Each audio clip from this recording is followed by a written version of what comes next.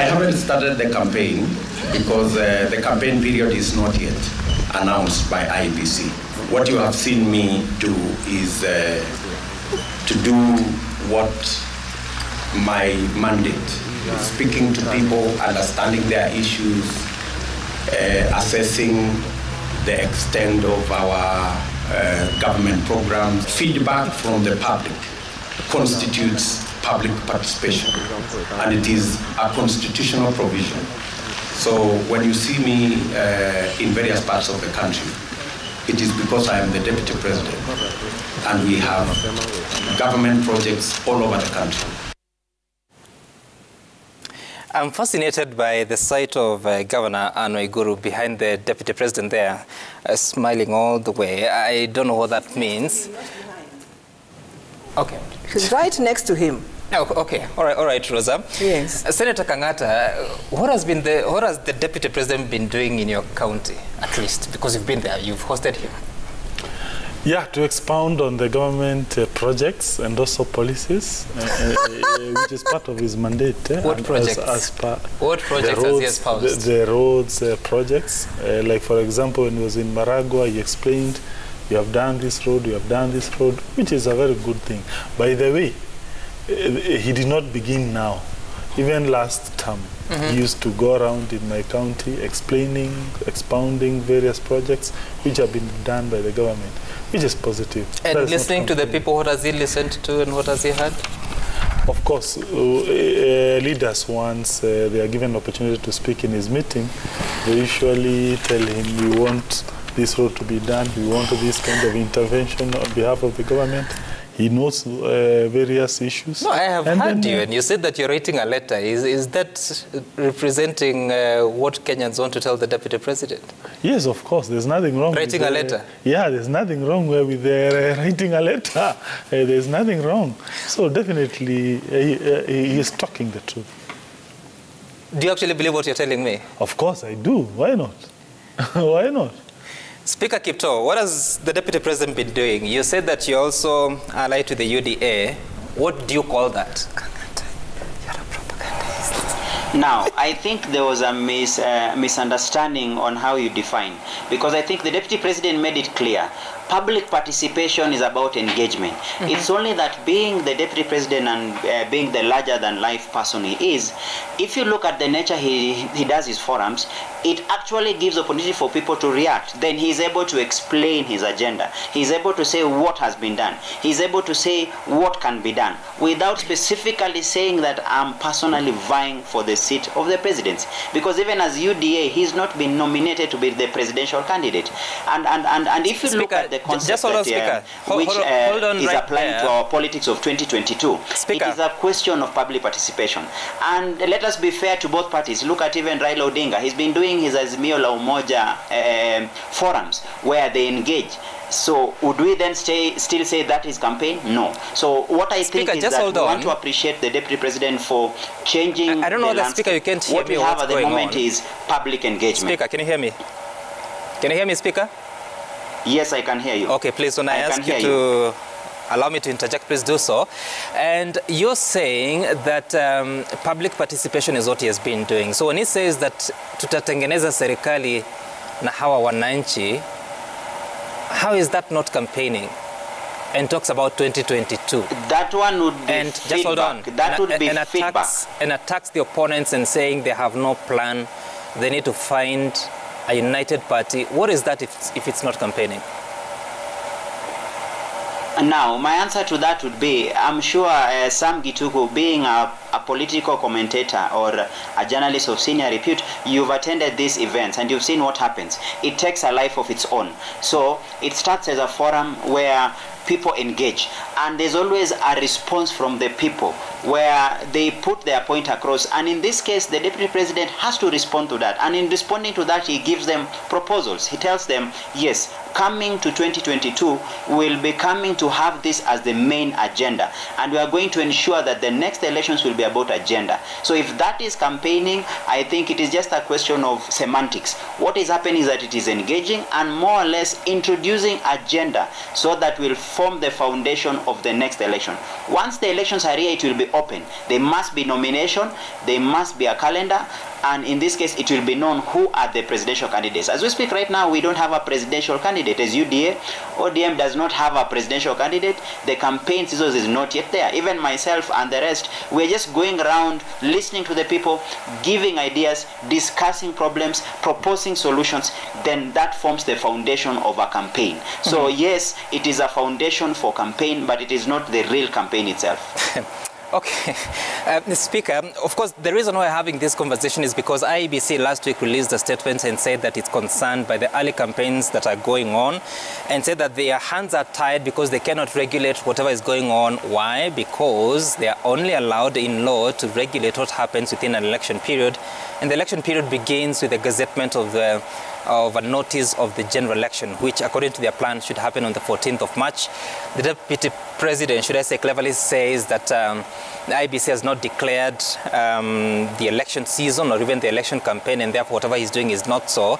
Let's listen to what he's been saying on the trail.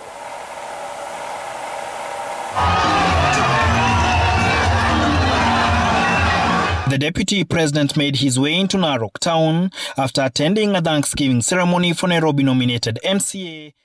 Okay, we'll get the right clip and bring it to you. But Honorable Rosa Boyu, we've also seen the former Prime Minister Azimio la Umoja. Of course, he says that he will declare on the 9th of December whether he's going to run or not upon listening to the people. But clearly, when you listen to him, he's making a pitch on the campaign trail. Do you deny, or are those real campaigns? You just have to give me an opportunity to laugh a little. First of all, I'd like to say that the reason why this country is going down the drain is because of dishonesty of politicians. And really, we are dishonest. If Mheshimiwa or the Deputy President can come up and say that he's not been campaigning, that all he's been doing is propagating the projects of the government, I think that is hogwash, total hogwash. The reason why I'm saying that is, you cannot say that because all he does when he goes out to campaign is to attack the projects of the very government that he serves. When he attacks Expressway, for example, and talks about a dynasty project that is killing or taking away the opportunity of having the common wananchi being given an opportunity to better their lives and putting that money for the dynasties who have cars, who have what in Express, is that supporting the government project? When he goes out and propagates a new economic model, it is okay to propagate that new economic model. But the way he does it, to say what has been going on up to now, is that dynasties are just looking after the rich, and the poor or the vulnerable people have been left. What is he talking about? Is he supporting government policies and government projects? So that is hogwash, and that is dishonest. But I'd like to say that even the people who are around him were actually laughing as he was saying that, because they didn't believe in what he was saying. They thought he was really dishonest. And my problem with the Deputy President is he's so consistent in dishonesty. And I think that he takes Kenyans for a ride, and he thinks that Kenyans are blind or are so silly that they do not see the truth. Because you do not say one, he always says one thing and does. As soon as he said what he said, immediately it went to Narok. What was he saying in Narok? Wasn't he campaigning? Was he talking about government projects? Was he looking for public participation? And what is public participation? In all those meetings that he has, do we ever get the views of the public, or we have him and his cronies, my good friend included, talking and bashing the government and campaigning? So it is dishonesty that's killing this country. And I think the Deputy President is highly dishonest in what he's saying. And you're talking about Mheshimiwa Raila. I'd like to say that Mheshimiwa Raila has not declared that he wants to run for the presidency of this country. But what he has said is come December 9th, he will declare. What Mheshimiwa Raila has been going around and what he's been talking about is the unity of the country. And I think it doesn't matter who you are. The unity, pardon? Are those campaigns? When you're talking about the unity of your country, are you campaigning? You are rallying people so that people can have that nationalism, people can feel like Kenyans. Rosa, you just spoke about dishonesty. Could you just be honest for a moment? I'm being very honest. Let me raise the question. We've seen Raila Odinga going to Mount Kenya, yes, including Nyandarua, and saying that walisema baba hawezi kupanda mlima kati ya Hulbaro the pronunciation is not mine. Yes. Babas, eh? Yes. Na tinga digani inakuwa mlima haraka. Yes. Na akasema sasa Yes. he's already doing that. And then we have also seen several governors, especially from Mount Kenya, supporting his bid and saying that in 2022 anatosha. That's not campaigning? No, and I'm happy you're saying several governors. What Raila, remember, we must be honest with ourselves. And what Raila is coming from, if he wants a united Kenya, he knows that one part of Kenya, for some reason, has not thought well of him, for example. We know that he knows, like every Kenyan knows, that for some reason, Central Kenya has either been scared or has either been aloof of him as Raila. But he, as the statesman, he would like to see one Kenya. So what does Raila do? Raila now decides, let me go to this Central Kenya, because we are not going to be a united Kenya if one part of the country feels so strong against, for example, me, or against another section of the country. So and that's why you keep on seeing him going back to Central Kenya all the time, just to allay their fears that there is nothing wrong with Raila Amolo Odinga. There is nothing wrong with Nyanza people. We must move as one. Indeed, when he does come on December 9th and say that he wants to be the president, obviously, I imagine that would be his rallying call, a united Kenya. But you still don't want to call it campaigns. I mean, Dr. Chris Omalo, help us here, because I've listened to three politicians. They're all, well, they're denying but agreeing at different levels. Are these campaigns, and how does IEBC regulate, especially if there is misconduct by the political class at a time that IEBC says there's nothing they can do? Yeah, thank you very much. In the Bible, I'm trying to remember the verse where the Bible says that first remove the peg in your eye before you point out the log in whoever you are with, your competitor or whatever. So we leave it to the interpretation. But to sum it all, and this has been happening, and it's indeed true, IBC is the only one that can declare the official campaign period.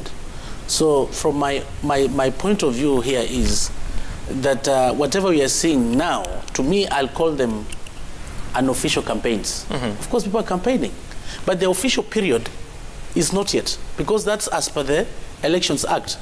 And as we speak right now, I know IBC has to declare the elections, but it's obvious that in the Constitution, the elections will be the second Tuesday of August of every 5th year. And this is 9th of Tuesday. You know, there's also a saying says, an early bird catches the worm. We've seen politicians already out campaigning, maybe meeting the people. You can call it public participation, or maybe engagement, whatever it is. And people have freedom of movement in our Bill of Rights. And even Article 10 of the Constitution, when it comes to values, principles of governance, there's issue of engaging people in terms of public participation. So whatever it is, as we speak right now, the truth of the matter, people are campaigning, yes, but it's unofficial, because the official one has to be managed by IBC. And I find a difficult with IBC. IBC at the moment, they cannot regulate any campaigns going on, because it's not yet that official time frame. Maybe as legislators who are here today, we should go back and look at our elections law. What amendment we put in place? Because at a time like this, anything that is likely to happen. For instance, the violence that has been happening, IBC has nothing. It can't do anything. So if it was the campaign period, IBC can disqualify some candidates. But Dr. Chris Omalo, do you believe, first of all, it's Matthew 7:5. You can look it up. Matthew 7:5, thank you. You can share it with us later. Matthew 7:5. But do you actually believe that laws and amendments would really help this country at a time that we know not so long ago there were bans on political gatherings for a very long time because of COVID-19, yet political meetings are going on, or large-scale meetings are going on? Under Article 10 of the Constitution, the principles and values and core values of governance, rule of law is there. This is not a banana republic. We must respect the rule of law. For instance, what is happening to Miguna, I strongly feel the government should follow what the court order has said, so that Miguna is facilitated to come back here. So in any case, if government in one way or another goes contrary to the rule of law, then it's opening a Pandora's box. You'll see other people trying to break the law. So it's the responsibility of the government. It is in our Constitution, under Article 10 of the Constitution, in terms of the rule of law. We must respect. But what is happening, and I am coming to what you said, the issue of the COVID pandemic and whatever, political gatherings were banned. Who are the people having the political gatherings? then the same people, senior people in government. So small people will also likely to follow. For instance, myself, when it was political capturing was banned, I had stopped all my political meetings. I stopped till the time they were relaxed. But we have seen the head of state, we've seen the deputy, we've seen the prime minister, we've seen the ministers. They've been having political gatherings. So we must lead by example. If we expect people to do what is required, the government, the leadership, you must preach. You can't preach water and you drink wine. We must lead by example. The political gatherings, everybody was asking. We had politicians, leaders in this country who are moving all over, contrary to the protocols of COVID under the Ministry of Health. So my advice is the government must lead by example. We as leaders, we must lead by example. Which is all good, but when the law stipulates the official campaign period, even gives the timelines and says that if you're a public servant and you want to go to the election, 6 months to the election, that's when you leave office. That should be 9th of February. I mean, how do you regulate the rest of the political class? Because even in your house currently, for a few times you've seen there's no quorum at the start of the session at 2:30 and the bell has to be rung, meaning people are busy doing other things, seeking to secure their seats in the next election. So how do you regulate this so that you give Kenyans justice, so that they get service delivery for a whole 5 years that they signed up for? I think when it comes to the issues of, let me talk about public service, because I've seen in my area where I come from, I've seen public servants coming to campaign using GK vehicles. They have even changed the number plates, and we've been taking photographs. So I think it's the responsibility of IBC, even if the time frame for elections is not yet. But if somebody has actually evidence to show that somebody campaigned or was campaigning contrary to what is required, maybe he's supposed to have resigned by February. We've seen civil servants have been campaigning. We've seen people in the cabinets, they've also been campaigning. Nothing has been done. Maybe as legislators who are here today, we should develop a framework of the law whereby IBC can be mandated. If at all there's evidence that has shown somebody has gone contrary to the Elections Act before that electioneering time, maybe IBC should be able to revisit. Okay, look for the verse. Senator Kangata, does it bother you? Because I've heard from some leaders from the UDA side, you're still a member of the Jubilee Party, right? Until you resign, right? Yes. Okay, so I've heard from your side of politics raising questions about involvement of certain public officials in politics or sentiments they made or tours they made alongside certain candidates. But how do you explain, because you want the playfield to be fair? Already you're a senator of Murang'a, you're already pitching for your governorship seat. But you want someone who is serving, let's say, in a certain department not to do so, to wait until 9th of August. Don't you think that you're having an undue advantage? So how do we level this ground by everyone respecting the rules? First, we need to define what is campaigning. Yeah? And also you need to take into account the Bill of Rights. You know, the Constitution gives every Kenyan the right of expression, the right of movement, and also political rights, which are also clearly set out in the chapter dealing with the Bill of Rights. So it's not clear as to whether there is any law that is being breached, either by myself or even the Deputy President, when he does this so-called Meet the People tours. And therefore, I am not convinced as to whether we have breached any law. As to the public servants, there's a reason as to why that clause was provided for under the law. The rationale is to guard against misuse of public resources. Yeah, because one is in a position of privilege, you are then supposed to ensure all the time you are using is for the public benefit. So you will only get that opportunity to now go and campaign once your period gets terminated at least 6 months before an election. You are saying maybe that is not fair to those public servants, but remember, everyone makes a choice, a career choice. Yeah, there are many business people who don't have such restrictions, who are in the private sector, but you are not complaining. Yeah, they can campaign by fact, let me say de facto, from day one to the last day of the campaign, because in the private sector, they don't have such restrictions. So if a public servant strongly feels he is encumbered by that law, he is at liberty to resign well before February and start pitching for his position. For those of us who are already elected, remember we have a mandate to carry. Yeah, and that is why we were elected from the beginning. That mandate at times can be viewed as if it is campaigning, but strictly speaking, it's part of execution of the mandate for which you are elected. Take, for example, a member of parliament and the nexus with CDF, or even the women rep and the nexus they have with what we call the money that they superintend. You can't begrudge them when they continue going and seeing the people. Notwithstanding, 6 months have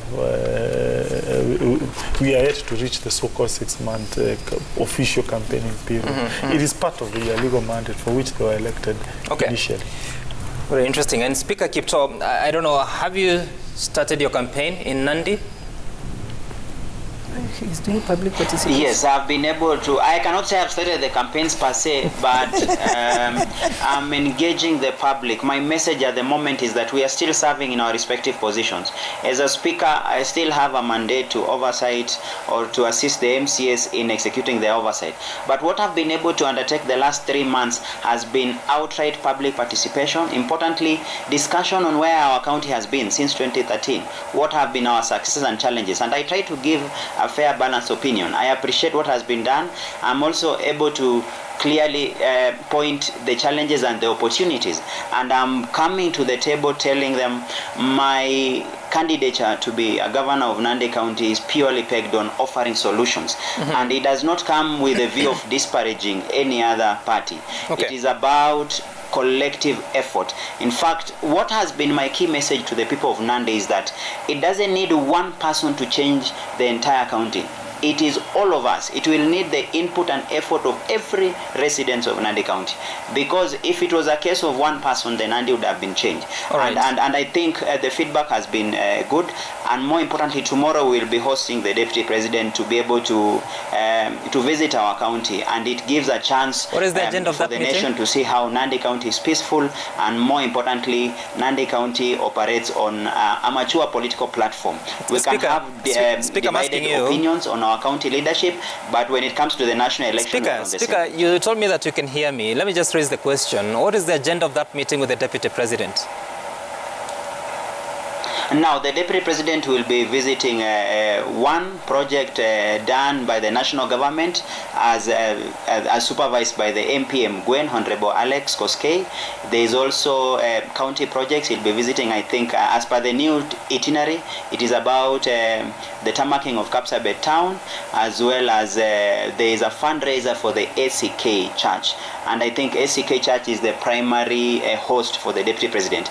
But there'll be a drive-in through the projects of the county government led by His Excellency Stephen Sang, as well as the project of Mgwen TTI in Kilibwoni by Honorable Alex Koskei. So that will be the agenda of the meeting.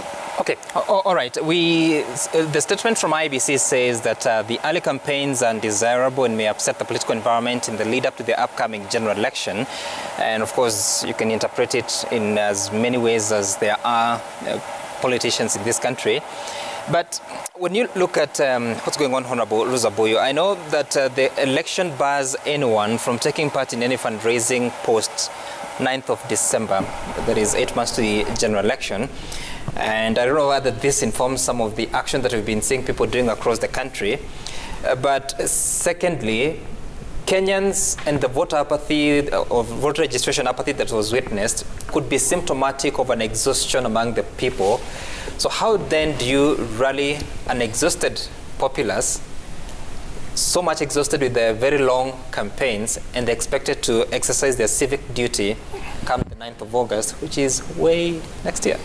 Are you trying to suggest that the only way to do that is to No, I didn't say that. I just asked a question. Indeed, there is that exhaustion. And the exhaustion comes for various reasons. I think one of you suggested, or you pointed out that probably one of the reasons could be disappointment with leadership, feeling that we go out and vote full of promises, full of hope, and then we do not get what we expect. I think that is the biggest, for me, I think that is the biggest reason for this apathy. And part of the 9th being the 9th of December being a date that was set by IBC as the end of financing for your campaigns. I think we did, and I just want to confirm that with Chris, that we did away with that, with the... Honorable, there's the Elections Act of 2011, I believe, Section 26, that talks about no person participating in an election shall be involved in fundraising. Yes. So it doesn't have to be campaign financing. Even doing campaigns like what the Deputy President will be doing tomorrow, that cannot be done in law post 9th of December. But I think that is great. I think it is great because that means that now if you want to contest, you are able to sell your ideology and you're able to talk to people on the ideas that, on things that you think you can do for them, as opposed to if we were allowed to hold campaigns or to hold harambes until next year or until May next year. It would mean that if you have an harambe and I come with a lot of money, that therefore would mean that I'm sort of luring you with money and affecting your thinking or your ability to vote for me because of money. So I think for me, the set date of 9th December is a relief to even the contestants themselves, because now we know that we are able to channel all our thoughts and all our ideologies and everything, as opposed to looking for money to go for those campaigns, to go for harambes, and looking for money to try to please or to lure our people to vote for us. So for me, I think that that is one thing that IEBC should actually be strict on, and any person who wishes to contest and is found participating in a fundraising after the 9th of December, IEBC should actually bite the bullet and disqualify us. Okay. And Senator Kangata, because now that you're here, you have been involved in some fundraisings, and I remember that famous image of you presenting some 40,000 shillings to the Deputy President, and he said, no, you see pesa ya governor. I mean, what is that like? Where did you get the balance from?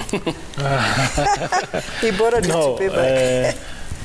Personally, I had that money. By the way, it is only me who gave out funds in support of that project. It was not originally meant to be a fundraiser, strictly speaking. There was a friend of mine who was vying to become MP for Gatanga, who had come up with a bursary scheme. And so we were just going there to grace the occasion. So after he gave out that money, I think it was about 5 million, then the DP decided also to give him some support. Then I decided to chip in without any prompting. So there was not really a fundraiser. In fact, no other member of parliament was in that meeting giving any other form of support. That statement by the DP was said in jest. People should not take it seriously. I'm not complaining. You didn't feel the pressure? No, I don't. So why did you get that balance? It was so quick. 60. Yeah, of course, at times you usually have some extra coins, so you just go and give it out. So I was not under any pressure. I'm not complaining. I think, Senator, I've been hanging out with the wrong people. I need to make you my friend so that I know how to raise 60,000 in less than a minute. I want us to take some feedback and also comment about it. Kalu Lepario, clearly the Deputy President is engaging in linguistic subterfuge. Hey, Kizungu kubwa. Just to confuse Kenyans. He started his 2022 campaigns immediately after 2017 elections, and that has put the country in an electioneering period throughout. Nakoti Mobimba, what is so hard in accepting that the DP is campaigning? Politicians underrate the intelligence of Kenyans. Well, Engineer Lazaro, which kind of government projects DP Ruto initiated during his Nyanza tours? The naked truth, both Ruto and ODM leader, plus other, One Kenya Alliance luminaries, have been thoroughly engaged in early campaigns periods. Mtuimara, I think the campaign period has not yet started. What we are seeing is just a pre-season of it. Political parties are weighing their strengths. Neither Ruto nor Raila have started campaigning. Kiprop Kenya, IEBC has to portray itself as a credible body that strictly adhere to the rule of law. The court ruling against IBC is exposing their downside. I think it was from the PPRB, that is Public Procurement Administrative Review Board, who's HSC. IBC needs to be agile to keep up with the demands of the voters, registered voters minus unregistered voters minus dead registered and unregistered. What are you saying? Anyway, all right. Okello Mwalimu, before we cast our votes in next year's polls, we must ask ourselves very tough questions. For instance, which political party or candidate is emotionally stable to lead? What's his or her track record? What are his or her integrity credentials? What about his or her international acceptability? Those are the questions that Okello Mwalimu is proposing to us. And Dr. Chris Omalo, there's been so much talk about your side of politics. You've appeared not very active on the trail. I don't know that it's because you're respecting the law or it's because of what people have said that there could be a bit of confusion and cracks within the alliance. What's the true position as you end up? Yeah, it is true. I represent One Kenya Alliance, but it's very unfortunate the statement that you've just said there. I think it's always good to respect people. The principles in One Kenya Alliance, they are not dogs. And next time when you are airing such comments, please, you must try to sieve. I believe the viewer used it as a metaphor, metaphorically. Yeah, absolutely. Because under One Kenya Alliance, we have people of integrity, people of repute, people who have led this country in different positions. Former Vice President Musalia Mudavadi, Kalonzo Musyoka, Gideon Moi, Moses Masika Wetangula. At the moment, nobody knows who will be the president of this country. It's only God in heaven. Even the people we are calling rejected dogs or whatever, no, it's an underdog, and it means, Dr. Chris Omalo, for your own comfort, an underdog is a competitor thought to have little chance of winning a fight or contest. Yeah, so whatever it is, you know, when you are here, we must portray objectivity among our candidates. And because I come from the One Kenya Alliance, and I did come here to campaign for them, but Kenyans are the ones who will make the decision. Right. And I know very well they are people of integrity, people of repute, and I have no doubt that they stand a very high chance of becoming the 5th president of this country. Kenyans, when given opportunity, they'll make that decision. Now, coming back to your question about One Kenya Alliance. One Kenya Alliance, as you are aware, last weekend we were in Naivasha. We had gone to Naivasha, and of course, even as we are not, for that matter, we're not campaigning. We are engaging in public participation, and also to go to hear the engagements of the people. And this weekend, we are likely to be in Trans Nzoia County and Bungoma County, also to hear the issues about the people. For instance, in Trans Nzoia, we have issues to do with the farmers. The farmers are suffering, and we have allowed a lot of maize to come from outside. The farmer is suffering, and the Honorable Kangata talked about the guaranteed minimum returns. I think maybe this will add value to our farmers because they work very hard. When it comes to their inputs, buying fertilizers are very, very expensive, and the highest time the government should be able to subsidize the inputs of these farmers. And as One Kenya Alliance, of course, it's also moving out, running here and there to hear the people's opinion, their suggestions, public participation, as we work on our manifesto. But you don't call them campaigns yourselves?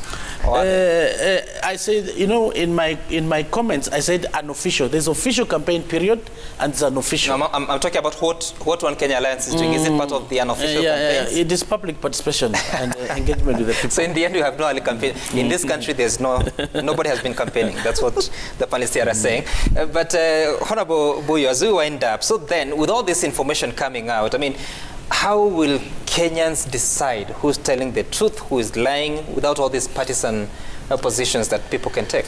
Kenyans can go and look at the past of all these people who are coming up to make promises now.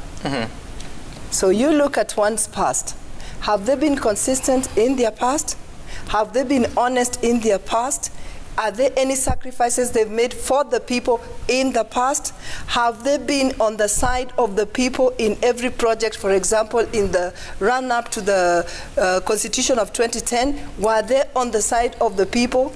Did they vote against it, or did they vote for it? Did they campaign for it? This is what Kenyans have. We are all more or less saying the same thing. But the only thing Kenyans can do is look at our past. Where have we been? With the people or against the people? All right. And if you know that there's a leader who's always been there for you, who has always sacrificed to fight for your cause, who has always done everything to better your lives, that is the leader you must go for. Okay. But if you see that there's a leader who has been caught up in all corrupt dealings that have denied you as a Kenyan to enjoy the full fruits of this country, you know that whatever that leader says, that is not the leader for you. So Kenyans must go back to the past of each and every leader and actually see how that leader has lived and where that leader has placed the interest of Kenyans. Senator Kang'ata will have the final word, but Speaker Kipto, your closing remark in 25 seconds if possible.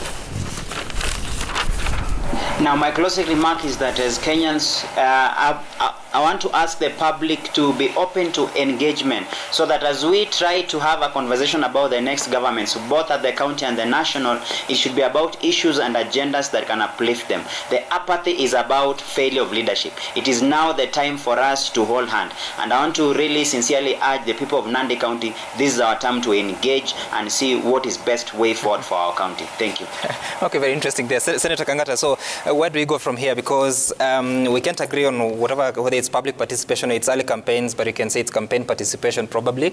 But when the time comes for making that decision, what must Kenyans put into consideration despite all the noise and the exhaustion going on? Yes, can you allow me to answer two issues first? To answer you directly, they should just vote for William Ruto. That's it. Yeah, I think that will solve most of their problems. Yeah, that's it. But my last comment will be on the headline of the Standard. The mystery girl with 100 million gift. I think the Treasury, the CBK, and also this so-called asset, I don't know what, recovery agency, those people who have those institutions, they need to be arrested. From where I see it, reason being, Kenya is not a socialist or a communist country. And one of the reasons why we are becoming poor, we are a poor country, is because of coming up with laws that negate economic development of Kenya.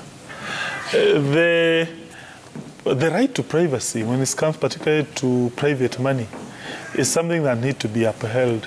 So when I see a young girl getting money from external sources, and then the government makes an attempt to appropriate that money, to me that's the height of turning this country into a socialist country. So what do you have a problem with? Is it the reporting or the exposure that now this is in the public domain? Because I thought it's a requirement that you report large transactions. For me, the whole endeavor by the government to go and try to take her that money from this little girl is wrong. As long as she's not a public servant. If she's a public servant, let's say an employee or a proxy of a public servant, I would support that. These requirements of disclosure and whatever, they need to be there, but they should relate to what we call public employees or their proxies, or anything related to, let's say, terrorism.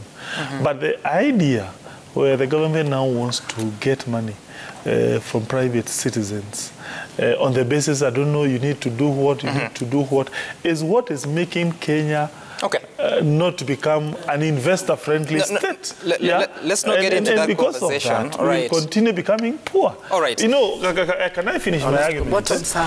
In Switzerland, one of the reasons why Switzerland is a very rich country is because it has a very robust and strong privacy laws when it comes to matters banking.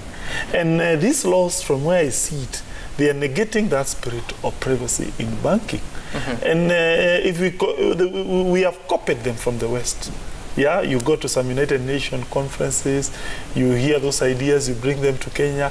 But that is what makes Kenya a destination that is not friendly to investors. All right, Senator, I hear you clearly, but maybe it might help to bring an amendment to the laws, because financial declaration of, large sums of transactions is a requirement in law. Unfortunately, Dr. Chris Omano, we have an obligation of civic education. What Honorable Senator is saying, right now, even in your own bank, if you're going to bank more than 1 million or 2 million, you must give full disclosure. It is wrong. I agree. I know it is wrong. We have had issues of money laundering in this country. I agree. I know it is what is making Kenya a poor country. It's only wrong for people who launder money. You're putting a lot of bottlenecks to private capital. Senator, we will talk about that at a later date. I see that the opinions are as varied as the number of people in this studio. Up next is Matter Social. Willis Raburu will be speaking about unions of convenience. We've also been talking about politics. Is it politics of convenience? Raburu will answer that question. That's the first question that they'll address. My name is Sam Gituko. Thank you so much, Dr. Chris Omalwa, Joshua Kipto, Speaker of Nandi County, Dr. Senator Irungo Kangata of Murang'a County, and Honorable Rosa Buyi for making time for us. We'll do this again some other time. Listen to Willis Raburu. Bye for now.